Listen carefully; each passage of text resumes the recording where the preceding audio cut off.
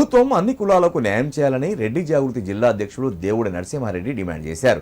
స్థానిక సంస్థల ఎన్నికల్లో కాంగ్రెస్ ప్రభుత్వం ప్రకటించిన 42% బీసీ రిజర్వేషన్లకు వ్యతిరేకంగా తమ సంఘ నేతలు న్యాయస్థానాన్ని ఆశ్రయించడం పట్ల మద్దతు తెలిపారు. న్యాయస్థానం ఇచ్చిన హామీ ప్రకారం రిజర్వేషన్లు 50% మించరాదని గుర్తు చేశారు. సిద్దిపేట జిల్లా గజ్వేల్ నిర్వహించిన రెడ్డి జాగృతి సమావేశంలో దేవుడి నరసింహారెడ్డి మాట్లాడారు. ఈ క్రమంలో ప్రభుత్వం అన్ని కులాల ప్రయోజనాలకు కాపాడాలని కోరారు. బీసీలకు రెడ్డి జాగృతి సంఘం సంపూర్ణ మద్దతు ఇస్తుందని స్పష్టం చేశారు. కార్యక్రమంలో గజ్వేల్ నియోజకవర్గ ఇన్ఛార్జ్ బాలకృష్ణారెడ్డి, కార్యదర్శి కాయిత రవీందర్రెడ్డి, ఉపాధ్యక్షుడు రామచంద్రారెడ్డి పాల్గొన్నారు. రిజర్వేషన్ గురించి మొన్న హైకోర్టులో కేసు వేసిన రెడ్డి జాగృతి వ్యవస్థాపక అధ్యక్షులు బుట్టంగారి మాధవరెడ్డి గారికి మేము సపోర్ట్ చేయడం జరుగుతుంది.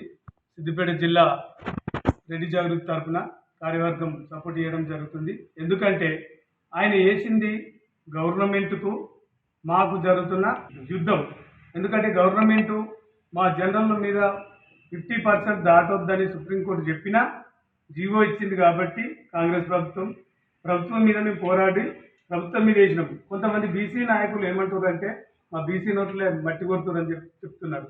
కానీ అది తప్పు. ఎందుకంటే బీసీలో మేము అడిగేది మాది అడుగుతున్నాం. 50% దాటొద్దు, మాకు నోట్లే మన్ను పడుతుంది జనరల్ అని మేము అడుగుతున్నాం. మీకు లేదు, మీకు 42% ఇస్తా అన్నాడు.